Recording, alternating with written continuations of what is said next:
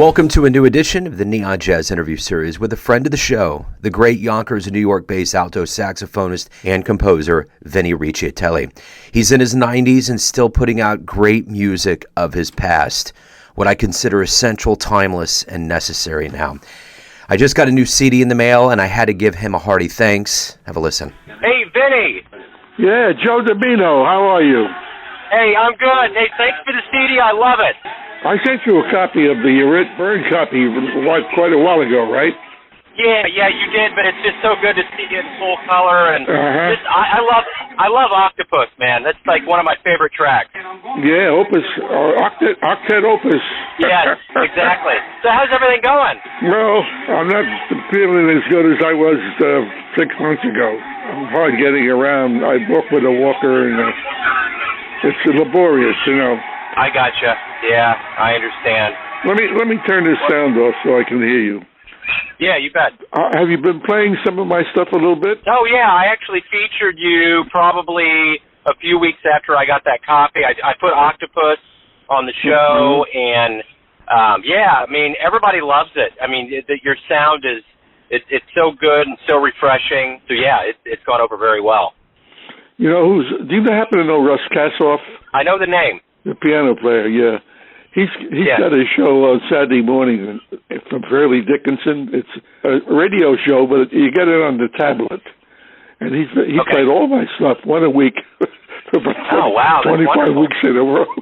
That's wonderful. So are you hearing other people talking about it? Not too much. The thing I wrote on Ill Wind got a great response from my friends and other people on YouTube, Facebook. One of my friends, a lady that's a very good singer and bass player, she says, I'm so proud of him.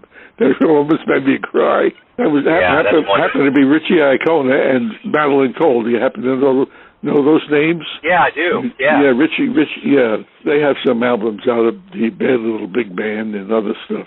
But I got things like that. Dave Panicki, the guy that wrote the tape about Buddy Rich yelling at the guys on the bus. You've heard that. Yeah. The best shot in the book, Dave Panicki.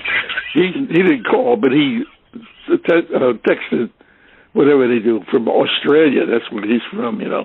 And another guy that went to England 26 years ago, Frank Griffith. All these people I have been seen and heard, and they're responding on Facebook, which is great, you know. Great. I'm not looking for much more. What am I going to, you know, I'm not going to give anything at this stage, but just the fact that people are listening to my music, it makes me feel great.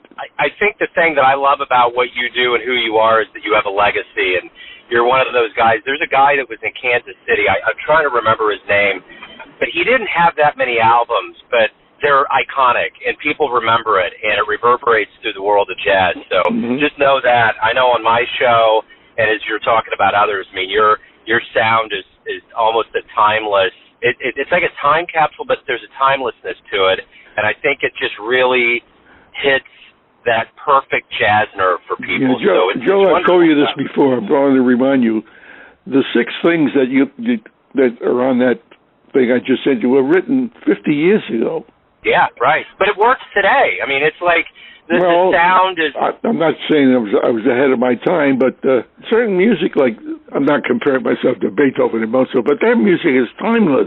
300 years now, and, you know, it's never going to die because it's such great music. When something was originally written doesn't really make a difference. I understand. It is what it is, and it is what it was, you know? Yep, that's right. I dig it. Well, hey, man, I just wanted to check in and say thank you for actually sending the color copy. I was with my wife in the car when I opened it up, and I was like, man, here's Vinny, and she knows who you are. She was excited. We popped it in, and it was wonderful. So thank you. I appreciate it. My son did his little trick in the front with the B-sides, which is a pun on B-sides and besides. Yeah, that's awesome. Well, you're a sweetheart for calling, man. I appreciate it. Yeah, right on, Vinny. Yeah, take care of yourself, and I'll stay in touch, man. I appreciate it. Oh, great. Thanks a million. Thank you, Vinny. Take care. Thanks for listening and tuning in to another Neon Jazz interview, where we give you a bit of insight into the finest players and minds in Yonkers, Kansas City, and spots all over the world, giving fans all that jazz. Thanks to Vinnie for being a consummate professional and a very good ambassador of jazz and that sound of cool. If you want to hear more interviews, go to Famous Interviews with Joe Domino on the iTunes Store. Visit neonjazz at youtube.com, and for everything Neon Jazz, go to the neonjazz.blogspot.com. Until next time, enjoy the jazz, my friends.